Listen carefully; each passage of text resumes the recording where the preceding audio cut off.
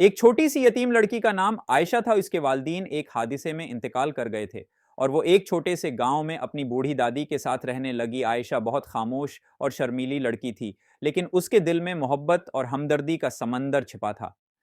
عائشہ کی دادی عمر رسیدہ اور بیمار تھیں، اس لیے وہ گاؤں کے کام کاج اور اپنی دادی کی خدمت میں مصروف رہتی.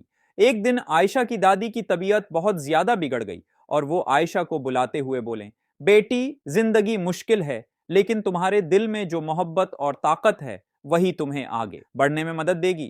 دادی کے انتقال کے بعد عائشہ بہت اکیلی ہو گئی، لیکن اس نے ہمت نہ ہاری.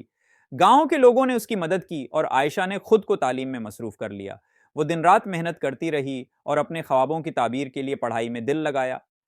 کچھ سالوں بعد عائشہ نے نہ صرف اپنی تعلیم مکمل کی بلکہ ایک کامیاب ٹیچر بھی بن گئی. عائشہ کی زندگی نے ثابت کیا کہ مشکلات انسان کو توڑنے کے لیے نہیں بلکہ اسے مضبوط بنانے کے لیے آتی ہیں. آگے کہانیاں سننے کے لیے ہمارے چینل کو سبسکرائب کریں. اللہ حافظ.